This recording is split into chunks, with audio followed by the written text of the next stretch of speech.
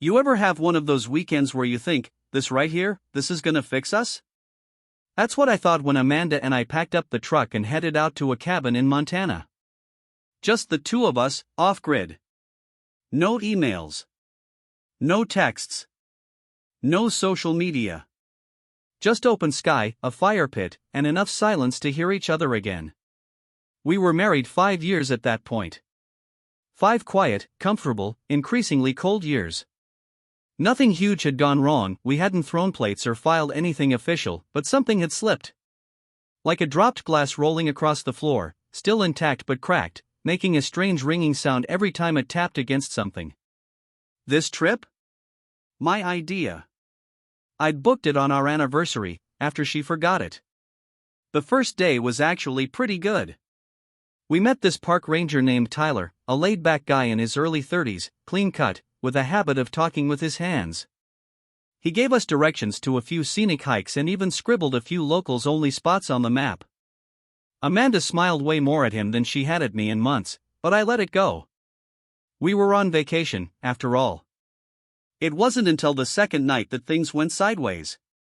She'd fallen asleep early, knocked out after a long hike she'd insisted on doing alone. I stayed up, poured a whiskey, and figured I'd scroll through Reddit a bit. Signal was spotty, but the cabin had Wi-Fi, and Amanda's iPad was already logged into my account. And there it was. Under the Drafts tab. Cheated on my husband. Don't regret it. I thought it was a joke. Some saved meme or prank post. But I tapped it. And I read it. Word for word. Her words. I never planned to cheat. It just happened. One of those weekends where everything lines up, the right weather, the right smile from a stranger, the exact moment you realize how dead your marriage feels. I told my husband I went on a solo hiking trip. I even came back sore and sunburned, like I'd earned the story. But I wasn't in the woods. I was in a hotel. With someone who looked at me like I was alive. I don't regret it. I don't think I ever will. It kept going. She talked about feeling invisible. About how he never named made her feel like her younger self again. She even described the hotel. The trail she pretended to hike. The little red laces on her hiking boots she wore just in case I asked for photos. I sat there in that creaky old cabin, the wind outside howling against the windows like some ghost trying to warn me. But I already knew. I knew the weekend she meant. I dropped her off at the airport for a supposed yoga retreat in Washington. She told me she was going with coworkers. Turns out, that whole thing was fiction. And as I kept reading, it got worse. There were little digs at me. How I didn't ask enough questions. How I probably wouldn't even notice if she did it again. How I was a good man, but not the right one. I put the iPad down. I didn't say anything. Didn't wake her up. Didn't scream or throw things. Instead, I walked outside into the cold Montana night and sat under the stars for about an hour. That's when I made a decision. This wasn't just gonna be her story. She wrote the draft. But I was going to finish the post. I didn't sleep that night. Not because I couldn't, but because I wouldn't. I sat in the cabin's creaky old chair by the fireplace, the iPad resting in my lap like it had a pulse. It was still open to her draft. Those words, don't regret it, pulsed like embers in the back of my mind, hot and slow burning. She'd gone to bed smiling. I remember that. She looked peaceful when I checked on her. That stung worse than anything else. Like betrayal had turned into a lullaby. I stared at the screen for hours. No notifications. No new tabs open. Just that half-written confession, sitting there like it had been waiting for me all along. I could have closed it. I could have ignored it, brought it up calmly when we got home, tried to fix things like a good man would. But I wasn't feeling very good anymore. I wasn't feeling much of anything besides this hollow kind of clarity, like when a snow globe settles and everything is quiet. I wanted answers. Not tears. Not apologies. Just the truth, the full picture. So I started digging. First thing I did was scroll to the top of the draft and tap edit. Not to post it. Not yet. I just wanted to see if she had anything else saved. Turns out, she had 3 other drafts on my account. None were titled like this one, just random letters as placeholders, but when I opened them, they told the rest of the story. One was just a few lines. Is it wrong to want someone else even when your husband's a good man?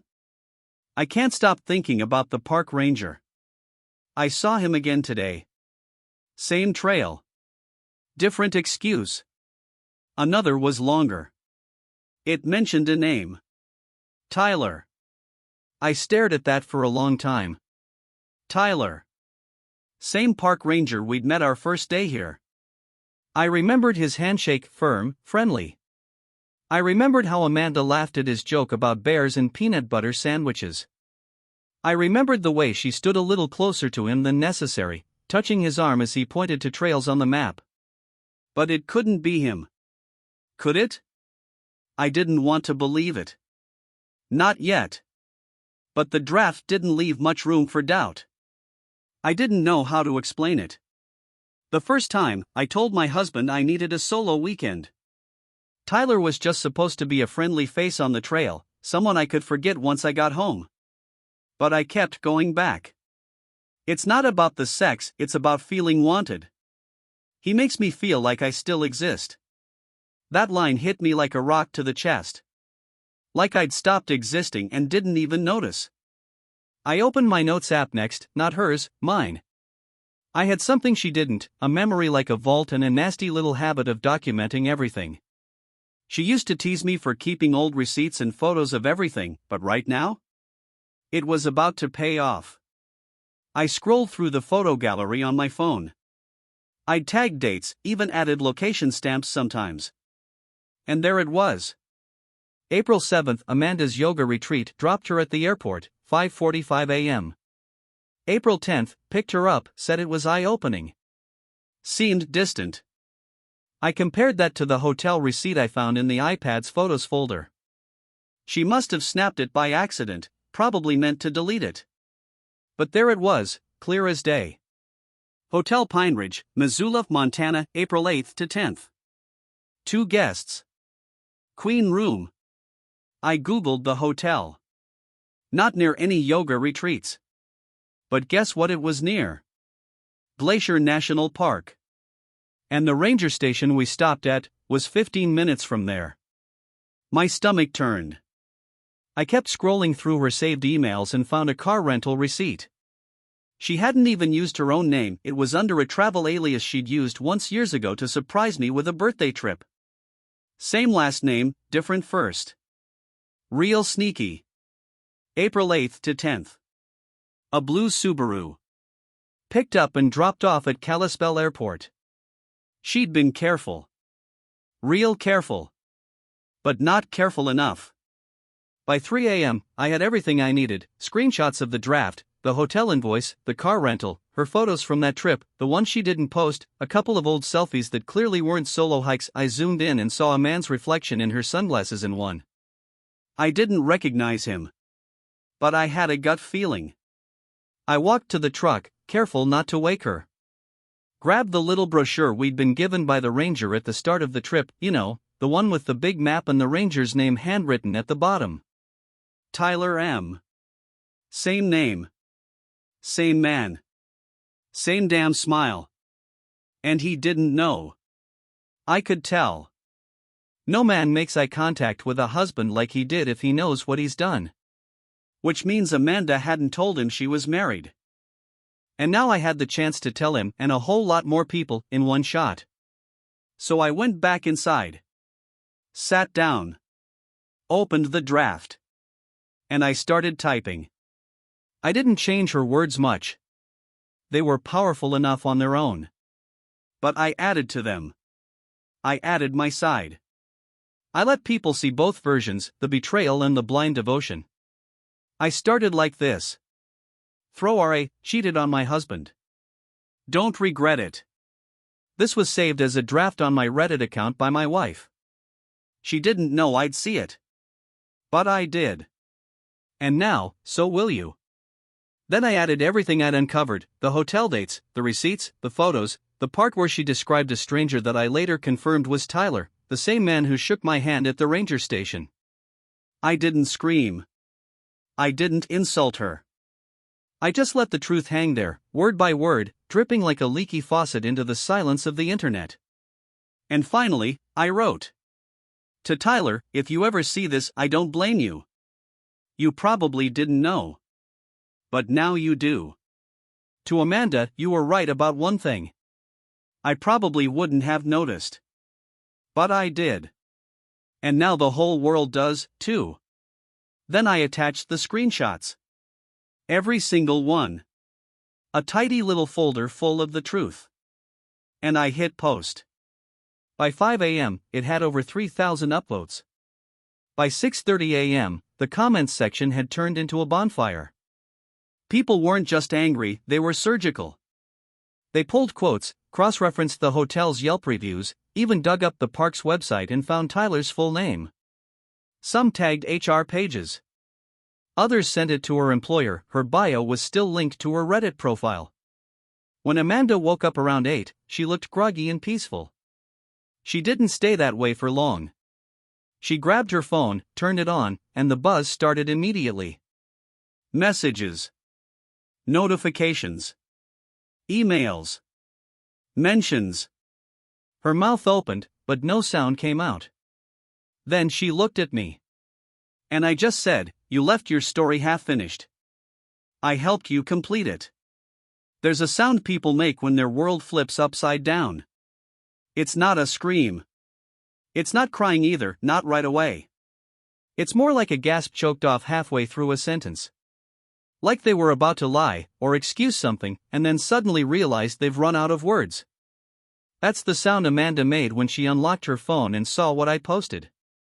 She was sitting at the edge of the bed, the covers still tangled around her legs, the morning sun spilling across the floor like nothing was wrong. Her hair was a mess, her eyes puffy from sleep. If I didn't know better, I might have felt bad for her. But I knew better. She stared at the screen, thumbing through notifications in total silence.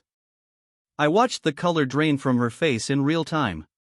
Her back straightened, and she finally looked up at me like I'd just pulled a pin from a grenade. You didn't, she whispered. I nodded. I did. Her hand trembled. She swiped again, clicking into the Reddit app. I could see it in her eyes. The post was right there, front page of /r/true off my chest, gold star next to it, over 40,000 upvotes by then. The comments were flooding in faster than she could read them. She wasn't just exposed. She was viral. This is revenge, she said, her voice hoarse. You did this to punish me. I didn't answer right away. I just looked at her, really looked at her, for what felt like the first time in months. Maybe years. She wasn't the woman I married. That woman would have cried for real. This one was calculating, scared of consequences more than remorseful about what she'd done. You wrote the draft, I finally said. I just hit post. It was private, she snapped. I never meant to share it. This is a violation. This is God, people at work are going to see this. They already have. She blinked. What do you mean? I stood up and walked to the window. Our rental cabin looked out over a frozen lake, serene and quiet like the eye of a storm. I could hear her breathing behind me, sharp and ragged. I checked your Reddit bio, I said, still looking outside. Your account was linked to your personal website. Your company's email was on there. Couple of commenters dug it up before I even had to. HR got tagged in the replies maybe. I don't know, 30 times? You're lying, she said, but her voice was hollow now. She didn't believe it herself. Check the replies. She did. The gasp came again, smaller this time, like the air had been punched out of her. I turned back to face her. You wrote that you didn't regret it, I said. So don't regret this either. She went quiet. The only sound was her phone buzzing over and over, each vibration like a heartbeat on a flatline monitor. Then came the tears. Real ones, this time. But it was too late. She tried to talk, tried to explain, but I wasn't listening anymore. I'd heard enough already. That post, her words, they were etched in my brain now. Nothing she could say would erase it. Instead, I walked to the kitchen, poured myself a cup of coffee, and opened my own phone. I hadn't slept, but I wasn't tired. I was buzzing with something else, not joy, not quite anger either. Just release. Like a pressure valve had finally blown wide open. My notifications were chaos. DMs from strangers. Messages from old friends who'd seen the post and realized it was me. Even a few offers from podcast hosts and online drama YouTubers asking if I'd come on to tell my side. I didn't reply to any of them. That wasn't the point. This wasn't about revenge anymore. It was about clarity. Around 11 a.m., we packed up and drove back to town. She cried most of the way. Not for me, for herself. For the fallout. For the job she'd likely lose. For the reputation she'd built carefully, only to have it all scorched overnight. I wasn't angry anymore. Just numb. But something strange happened when we stopped to fill up the tank. I was out by the pump, the wind biting hard, when a familiar voice called out. Hey! I turned. It was Tyler, the ranger. He was walking toward me, still in uniform, but not smiling this time. His whole expression had changed, like he'd aged a year overnight. I tensed up, not knowing what he'd say. Maybe he'd yell. Maybe he'd try to justify it. I braced myself. But when he stopped in front of me, he just said, I didn't know. I didn't say anything. I swear to God, man. I had no idea she was married. She told me she was separated. Said you were her ex. She showed me a whole fake text thread. I feel like an idiot. He looked wrecked. Genuinely. She's here, he asked. In the car, I said. Crying. He laughed bitterly, shaking his head. Of course she is. We stood there for a second, just two guys who'd both been played, both used for different reasons. I didn't know him anything, but I nodded. Thanks, I said. And he nodded back. Then he walked away. When I got back in the truck, Amanda looked at me, eyes red. Was that him? I didn't answer. She sniffled. Did he say anything? I started the engine. Then I said, he didn't know either. Just like me. She went silent after that. Back home, everything unraveled fast. Her job placed her on leave while they reviewed the matter. I didn't know what that meant, exactly, but I imagine it involved some very uncomfortable meetings. She tried to spin it, told them it was a private journal draft that I had weaponized. But the receipts were too clear. Her words were too specific. The internet had already made up its mind. People had found her LinkedIn. They'd found old photos of us, wedding pictures she'd forgotten were public. There were memes. Reaction videos. Thread after thread. One guy even made a slideshow dissecting the draft post like it was Shakespeare. It got bigger than either of us. I stayed out of it. But Amanda? She cracked. 2 nights later, I came home to find her packing a suitcase. I need to go, she said, eyes glassy. I can't be here. Not like this. I nodded. She zipped the bag and stood there, looking lost. Do you hate me? She asked. I didn't answer. I just stepped aside and opened the door for her. I haven't seen her since. But I hear things. She left town. Deleted all her socials. Last I heard, she was crashing with a cousin out in Oregon. No job. No car. No plan. Tyler? He emailed me once. Just said thanks for being decent about it. Said he'd moved to a different park, far from Montana. Didn't want to be tied to the mess. He also said something that stuck with me. When you meet someone who makes you feel alive, you don't always stop to check if they're already someone else's ghost. I think he meant it kindly. And maybe it's true. But me? I'm done being haunted. You'd think after something like that, there'd be peace. A clean break. Like closing the cover on a book you never want to read again. But real life doesn't work like that. Especially when your dirty laundry's been read by half the internet. They call it going viral like it's something thrilling. But that word viral, it comes from disease. From something you don't want spreading but can't control once it starts. That's what the aftermath felt like. Contagious. Every time my phone buzzed, I jumped. Not out of fear, just exhaustion. The notifications never seemed to end. Comments, reposts, people tagging me in other stories. This reminds me of that guy with the Reddit wife thing. I became an anecdote. Somewhere between a cautionary tale and a punchline. Even my boss heard about it. He pulled me aside 3 days after the post blew up. We work in a mid-sized design firm, quiet office, mostly decent people. He didn't say much. Just closed the door to his office and said, "Saw the post. Sorry, man. Take a few days if you need to." I nodded. I appreciated it. But I didn't take any time off. I wanted the distraction. Amanda was gone. Left a note on the counter like we were college roommates instead of husband and wife. "I'll be with family for a while. I'm sorry. I can't fix this." She didn't ask me to forgive her. She knew better. What surprised me wasn't her leaving. It was how quiet the house felt without her. You'd think after everything, I'd celebrate having the place to myself.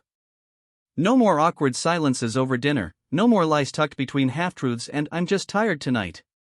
But there's a strange kind of loneliness that sets in when you realize even the arguments were a form of attention. A sign that something still mattered. Now. Just silence. Even the dog didn't bark at the door anymore. It didn't take long for the media to show up. Not real media. Just YouTubers, bloggers, TikTok drama channels. One guy emailed me with a full proposal, a 2-part podcast episode, guest interview, voice distortion if I wanted it. I didn't answer. Another guy, some anonymous email, offered me $500 to read the post in my own voice for narration purposes. Like it was an audiobook. That's when I logged out of Reddit for good. Changed my email. Locked my socials. Cancelled my Spotify. They were running ads based on my browsing history now. I swear I heard a promo for a therapy app that said, "Have you been betrayed by someone you love?" and I almost threw my phone through the wall. You can't make this stuff up. For a while, things slowed down. The post slid off the front page. The comments slowed. The retweets thinned out. I went back to work. Ate alone. Took walks. Normal life. Or something like it. Then one night, 2 weeks after she left, I got an email. It was from a burner address. No subject line. Just one sentence. He dumped me. That was it. No signature, no apology. But I knew it was Amanda. I stared at the screen for a while. My first instinct was to delete it. But something made me reply. Just one word. Why? The response came fast. A few paragraphs this time. She said Tyler had reached out to her after everything blew up. He wasn't angry, exactly. But he was hurt. Said he felt used. Said he couldn't be the guy who destroyed a marriage, even by accident. He wanted distance. Said he needed to think. Then he ghosted her. She wrote, "I thought he meant what he said in the draft. About making me feel alive. But once it got real, he vanished." I didn't reply. I didn't owe her understanding. I closed my laptop and went to bed. A few days later, I saw her in town. She didn't see me. Or maybe she pretended not to. She was sitting alone at a cafe, hoodie pulled tight, sunglasses on even though it was cloudy. The look of someone who doesn't want to be recognized. Too late for that. She was checking her phone every few seconds. Like she was waiting on someone. Part of me hoped it was a therapist. But I doubted it. 2 weeks after that, I got a letter in the mail. Handwritten. Folded neatly, like she wanted it to look sincere. I didn't want to read it. But I did anyway. It was 5 pages long. She started by saying she'd read every comment on the post. Said she couldn't sleep for nights after. She quoted a few. "You don't regret it?" That's the part that gets me. I hope your job sees this. Actions have consequences. Reddit is watching. So is karma. Then she wrote, "You were never a bad husband." That's the part one lied about most, even to myself. I told myself you were boring, that I'd outgrown you. But really, I was terrified of being ordinary. Tyler made me feel like someone new. You made me feel safe. I confused comfort with dullness. That's on me. She went on about her childhood. Her insecurities. All the therapy buzzwords she'd probably picked up in a podcast or some online workshop. It was well written. Thoughtful.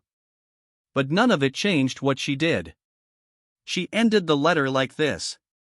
"I understand if you never want to see me again. I just needed to tell you I regret it now. I really do." I folded the letter and tucked it in the back of a drawer. Not because I wanted to save it. Just because I didn't feel like deciding what to do with it yet. The twist came a week later. Tyler emailed me again. Short message. No fluff. "Hey. Just wanted you to know I quit the park. Moved out of Montana. And you were right, she didn't tell me anything. She reached out again. I told her to lose my number. Hope you're doing okay. T." There was something about that email that hit different. Not the apology. Not the update. It was the fact that he had walked away too. That even after all the fire and chaos, Amanda was left standing alone in the wreckage, not because we were cruel, but because she burned the bridge and expected to cross it again anyway. And there was no bridge left. You know what they don't tell you about betrayal? It doesn't just break your heart. It breaks your memory. You start doubting the good times.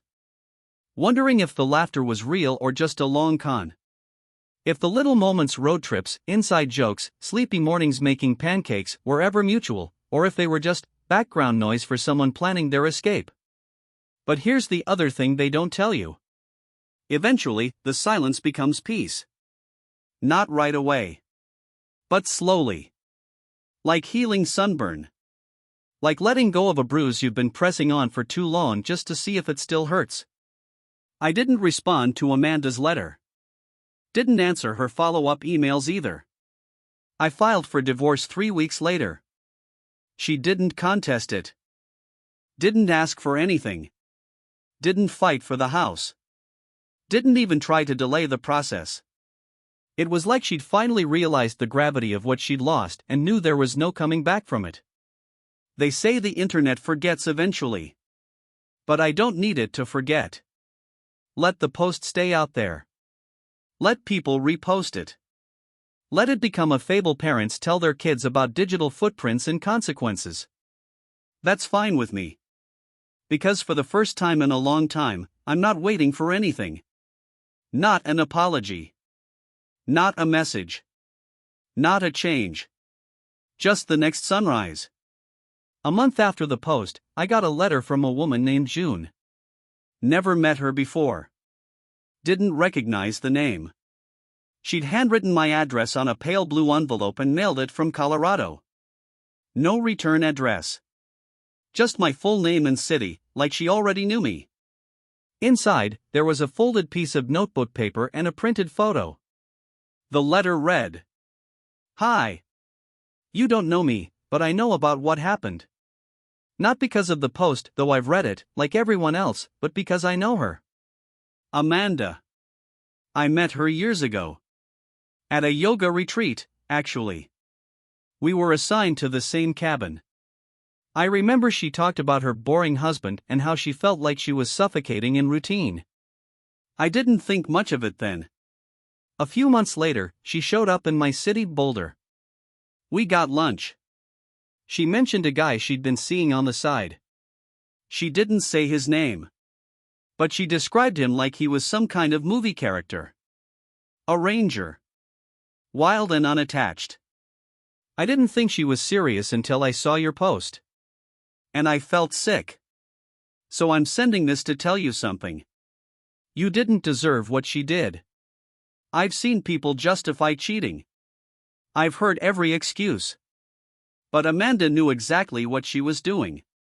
She thought she'd get away with it because she always had before. Anyway, I know it doesn't change much. But you're not crazy. You're not the one who failed. The photo? It was a group shot. Taken at some mountaintop yoga thing. 4 women. Amanda was there, dead center, in sunglasses and a white fleece jacket. You could see the smile, that exact one she gave to strangers when she was trying to win them over. Fake bright. June had circled Amanda's head with a red pen and written beside it. It started long before Montana. I held that photo in my hands for a long time. I wasn't angry. I wasn't shocked, either. I was tired. Some part of me had always wondered if Tyler was the first. If she'd only cracked recently, or if there had been others tucked into business trips and yoga weekends and late-night coworker calls. Now I knew. That weekend, I went for a hike by myself. Not to any of the places she'd been, just a trail 2 towns over. Quiet. Unimpressive. Not Instagram-worthy, as Amanda would say. But it was mine. Just me, a thermos of coffee, and a worn-out pair of boots I should have replaced years ago. At the summit, I sat on a rock and watched the clouds drag their shadows across the hills. I thought about how peaceful it was. How still. Like the world didn't care about posts or comments or who cheated on who. It just kept moving. So would I. By mid-May, the divorce was finalized. Clean, uneventful. No lawyers screaming. No battles over dishes or books or furniture. Amanda didn't even show up for the final Zoom hearing. Just had her attorney confirm everything and sign on her behalf.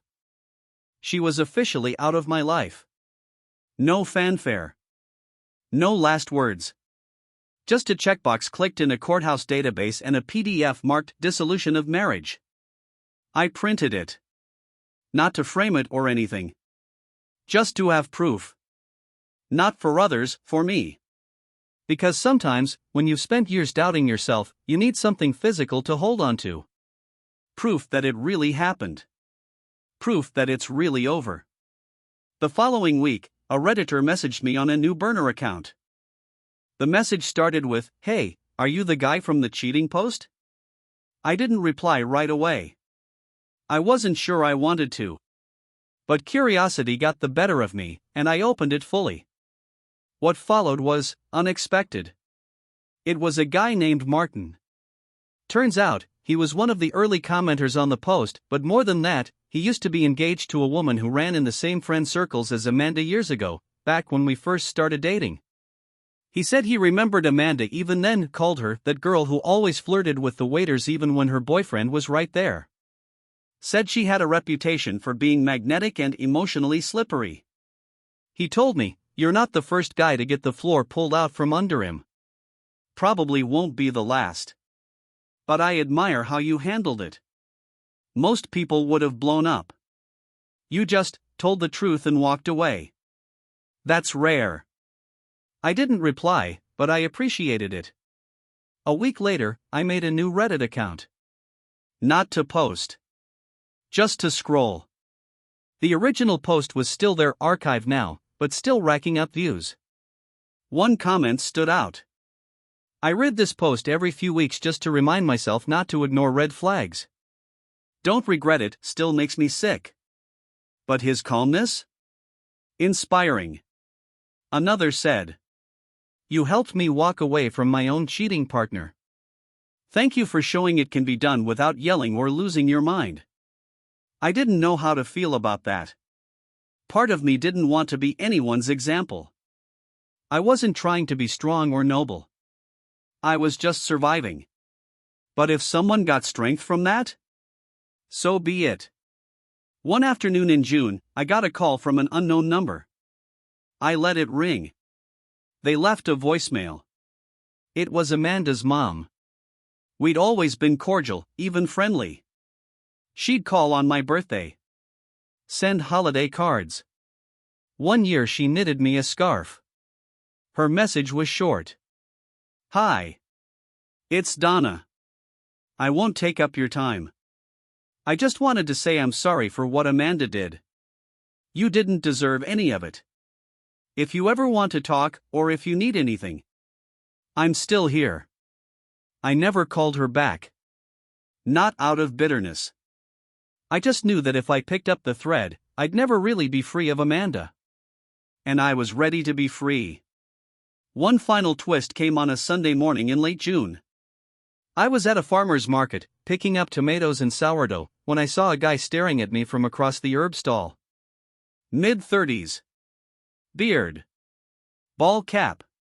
He walked up and said, "Are you the Reddit guy?" I blinked. Excuse me? The post. Your wife. The cabin thing. That was you, right? I didn't confirm. Just looked at him, waiting. He didn't seem hostile. Just curious. Then he said, I used to date Amanda. Years ago. She did something similar to me. Ghosted me while we were living together. I thought I was crazy for years. Then I read your post. He held out his hand. Thanks for writing it. I shook his hand. Nodded once. Then walked away. I didn't need to say anything else. Sometimes, people talk about closure like it's a door you slam shut. But it's not always loud. Not always dramatic. Sometimes it's just walking away at a farmer's market with a fresh loaf of bread and the strange peace of knowing you're no longer someone else's cover story. You're your own. It's been almost a year now. Funny how that sounds. A year. 365 days since I found Amanda's draft post. Since I hit submit. Since everything we'd built, our home, our routines, our fragile sense of stability, shattered under the pressure of truth. There's something about time that doesn't heal so much as reorganize. You don't forget what happened.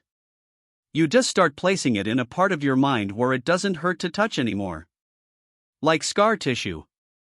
Still there, still visible, but no longer sore. That's where I'm at now. After the divorce, I kept the house.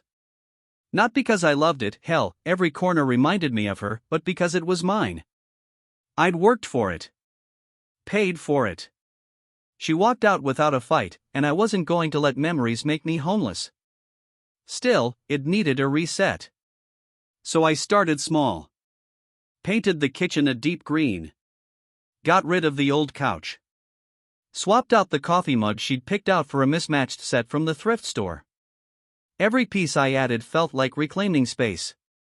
Not from her, just from the ghost of who I used to be. I stopped using Reddit. Haven't logged in since I made that final burner account. That part of my life, being the guy from the post, that's done. Some stories are meant to end. One morning, in early July, I was walking through the woods behind my neighborhood when I found a trail I hadn't noticed before. It wasn't marked, just a subtle path between the trees, like it had been worn by footsteps over time, not intention. I followed it without thinking. It wasn't long or dramatic. No mountain view at the end. Just a quiet clearing with a log someone had dragged into a makeshift bench. Probably teenagers, maybe a dog walker. But in that moment, it felt like a gift. I sat. Listened to the wind rustle through the trees. Watched two squirrels chase each other up a trunk. There was no one around. No phones. No signals. Just breath and quiet. And I thought, this is enough. For now, this is enough. A few months back, I ran into someone at the grocery store. Her name was Ellen. We used to work together at my first job, back when I still wore button-downs and didn't know how to say no to overtime. She recognized me immediately. I didn't recognize her at all.